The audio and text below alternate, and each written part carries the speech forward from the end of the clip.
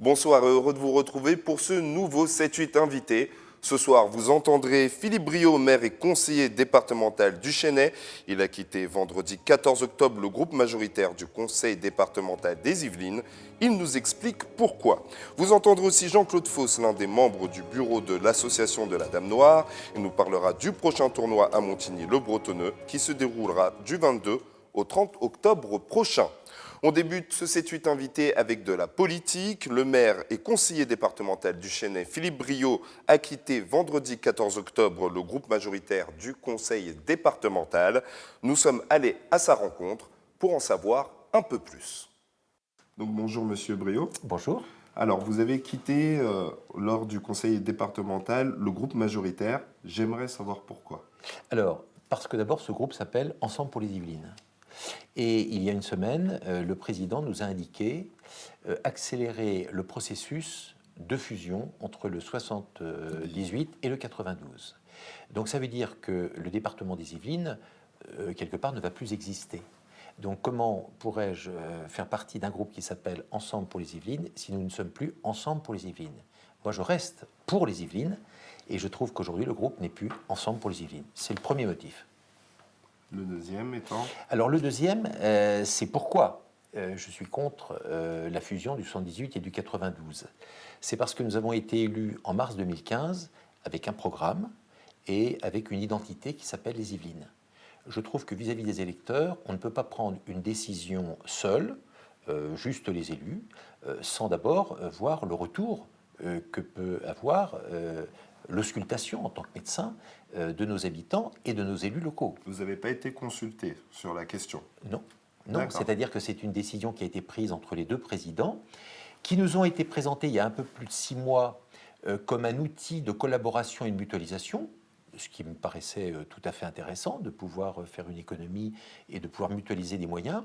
Mais je pense que cette mutualisation de moyens était les prémices de cette fusion décidée entre le président du 92 et le président du 78, se partageant quelque part les fonctions, le président du 78 étant président de toute une structure d'aménagement et le président du 92 sur la gestion des compétences autres que nous avons dans les deux départements. C'est pour ça qu'il a été créé un établissement public nouveau pour recueillir les compétences de ces deux, quelque part ce nouvel établissement public et quelque part le nouveau département.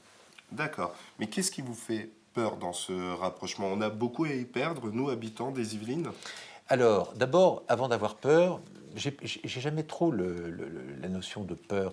Je pense que c'est surtout de se dire, est-ce que c'est pertinent? Vous avez qu'à voir la taille du 92 et la taille du 118.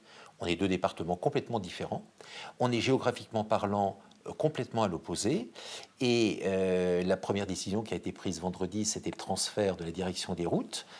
Toutes les routes des Yvelines vont être gérées maintenant par le nouvel établissement public et la direction va être à Nanterre.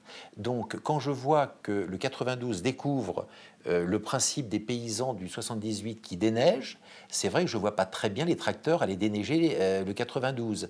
Et je dirais que nous avons deux modes de fonctionnement qui sont aujourd'hui complètement différents. La défense, où est-ce que c'est au niveau des Yvelines?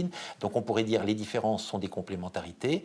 Je dirais qu'avant de pouvoir le prouver, je demande qu'on valide bien déjà le travail pour les Yvelines, l'identité des Yvelines. Et puis surtout l'élément important, ça a été aussi la fiscalité. Oui, Le choix d'augmenter de 66% la fiscalité sous couvert uniquement de dire que c'était pour la perte de dotation de l'État, on est largement au-dessus. Donc moi je crois que ce qui manque aujourd'hui au conseil départemental des Yvelines, comme d'ailleurs dans le 92, c'est une information réelle et une participation de toutes les personnes concernées, ce qui aujourd'hui n'existe plus. Vous avez quitté le groupe majoritaire. Oui. Est-ce que d'autres vont le faire? Et vous l'avez quitté. C'est quoi la suite maintenant pour vous?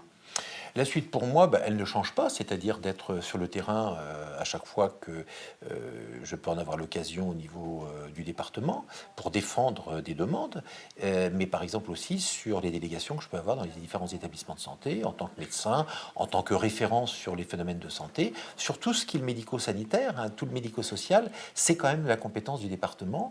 Donc je souhaite rester, je dirais, à l'écoute et remonter, je dirais, aux instances du département ou des départements mes observations. Et puis après, ils en feront ce qu'ils veulent. Mais il faut être très clair, depuis quelques mois, nous ne servons plus à grand-chose. Vous avez dit ne pas avoir voté pour M. Devedjian, mais pour M. Bédier. Oui. Aujourd'hui, il y a une difficulté à discuter avec M. Bédier. C'était vraiment pour lui dire, là, stop. Non, je pense que M. Bédier, à chaque fois que je lui demande de discuter, il m'écoute, il me reçoit. Sauf là, a priori... M'écouter, c'est pas forcément m'entendre. C'est vrai. Donc, il m'écoute, et je pense que son écoute est surtout faite pour adapter sa communication, pour répondre ou à une opposition ou à une contestation. C'est d'abord une contestation. Il est très très fort en communication et par contre, c'est vrai qu'il ne tient pas forcément compte de tout cela, mais il a aussi délégué à une administration des missions. Est-ce que peut-être l'administration et la direction générale ne sont pas peut-être un peu brutales avec les élus? C'est toutes ces réflexions qu'il faut avoir. Les départements sont importants. Il faut garder la structure du département avec une préfecture départementale.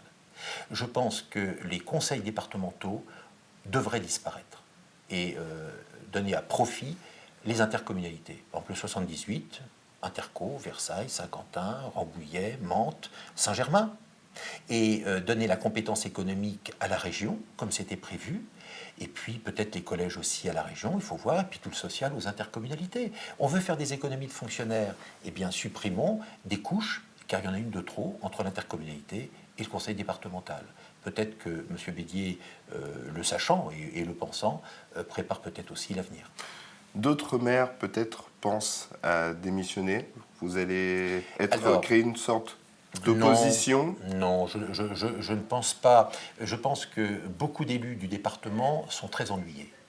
Pourquoi? Parce que contester, c'est faire prendre des risques sur son canton, sur sa mairie, sur des subventions ou autres. C'est vrai que le président du conseil départemental a un carnet de chèques et qu'il faut faire attention par rapport à ça. Moi, je pense que j'aurai la possibilité d'être le relais de celles et ceux qui ont besoin de faire dire des choses. Donc j'ai déjà eu des coups de téléphone, j'ai déjà eu ce week-end beaucoup d'appels pour dire écoute, voilà, c'est courageux de le faire.